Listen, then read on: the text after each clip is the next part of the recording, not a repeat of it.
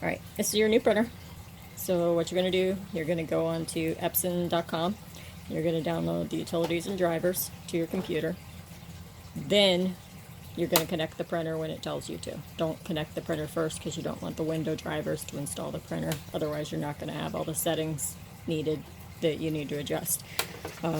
You're going to end up removing all the rest of the packaging on it. I tried not to unwrap too much so it's still new and you get the pleasure of removing the plastic.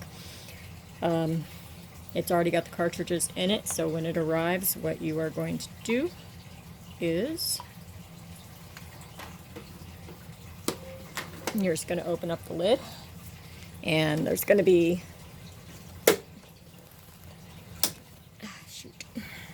I have to initiate a cartridge change so I can actually show you.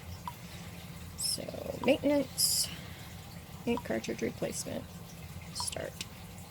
Alright, now it'll tell you lift the scanner unit to continue.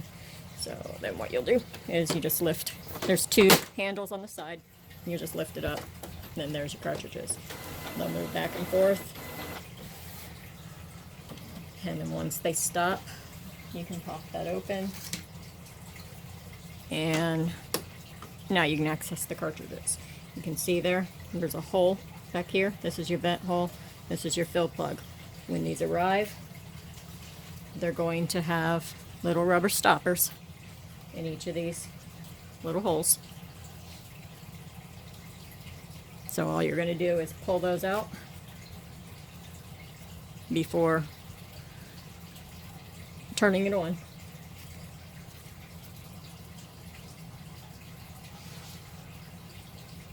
Well, you'll have to turn it on to initiate the cartridge thing.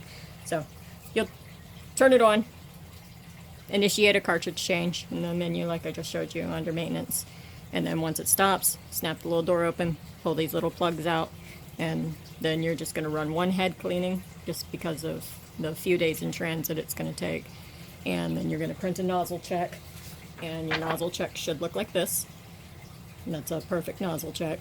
If it looks like that, you're good to go, and there's no reason why it shouldn't look like that when it arrives. And you just snap this closed, you close this, it reads those cartridges. I'm going to come back here so you can actually see the screen. I can show you a different video with installing the software replacement complete. Okay, you're ready to go. And I'll show you loading paper. Now, this will print up to 13 by 19. You want to use the top paper tray only, not the bottom, because the bottom will not support the settings that you need for sublimation. So this is paper tray. It adjusts. Let's see if I can get it good. All right, there is a tab right here. This tab here allows the tray to expand. And it has two positions that it expands to. This is fully expanded. If you pull the tab all the way back here, and then these tabs here on the side will slide all the way open. 13 by 19 paper will lay flat in there, and it'll go back in the printer. This will stick out a little bit. There's plastic guards that sit on top that will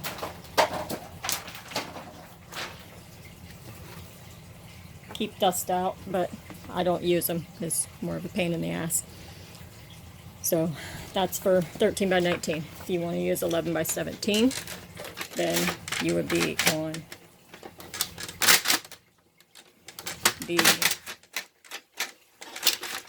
let me get it to lock in the first position. Now the first position, 13 by 19 won't fit, but 11 by 17 will. So you'd set it on 11 by 17 there. And you'll notice these don't go all the way out when it's in that position, so it's to keep you from putting 13 by 19 paper in there.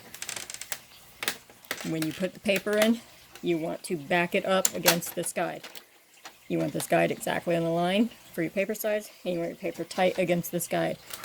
You do not want it to go past this little arrow here at the front, so you don't want to put it in and push your paper to the front. You want it to be back behind this arrow. Otherwise it's going to pull multiple sheets or you're going to get paper jams. If you keep it back against the paper guide, you won't get multiple sheets pulled in and you won't have issues. So we're going to put it back to letter size. So set this to letter. And you'll see when it's back against the guide where it's supposed to be, right here, it sits on this side of the arrow, and that's properly loaded. And then you want to bring these guides in to sit up against it. So that's your paper, and it just goes in and push it until it snaps into place. Once it's in, you can set your paper size. If you're going to use 13 by 19, you got to make sure you got the software properly installed. Otherwise, on your computer, that setting's not going to be there. So you're going to go through here, and you'll pick your paper size. They're all in here. A3 plus is 13 by 19, and 11 by 17 is right here. On your computer, 11 by 17 may show tabloid. So let's say set it to A3, and you don't want to use a plain paper setting. You want to use a minimum of photo glossy. So we're going to go right here. You don't want ultra, you don't want premium, you just want glossy. That's going to put down a little more ink than plain paper will, giving you more of a vivid print, but it's not going to be so much ink that the paper is going to be saturated and you're going to be wasting ink. So I keep it set at glossy. On your computer, you'll pick photo glossy. Now, if you go to print and it comes up and says there's paper mismatch, just go to the printer and select the correct paper that matches what you set the actual computer to print. And then close. And what you can do with those is you can set favorites. So just go in here. You can go into paper setting here too. So just open the tray, put it in. So A3 glossy, I'm going to go ahead and set that to favorite number 1. Yes. So now we have an actual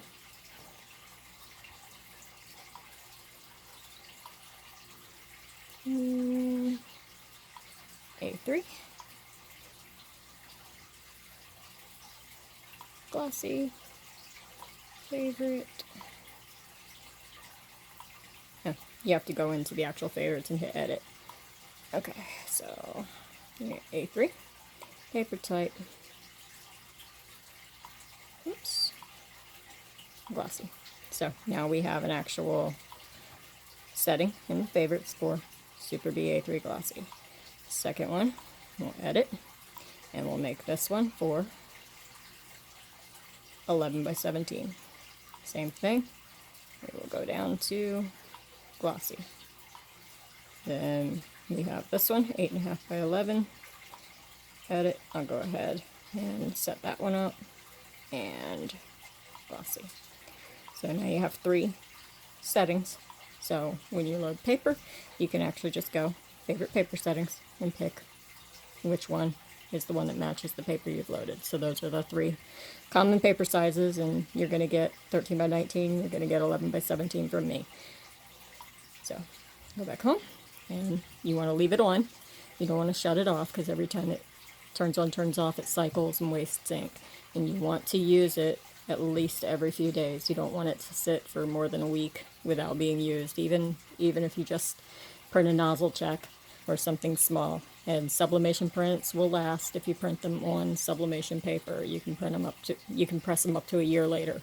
So don't worry about printing something small just to sit aside, just to print something at least once every 3 or 4 days.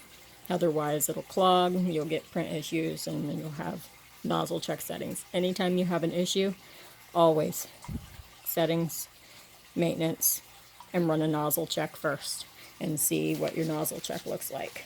So like this, that's a good nozzle check. That's perfect.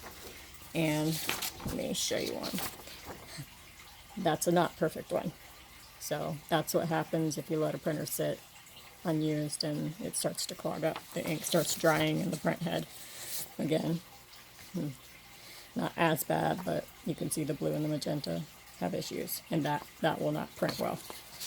If it has just like a little spot missing in one of the colors, just one little spot, that's not a problem.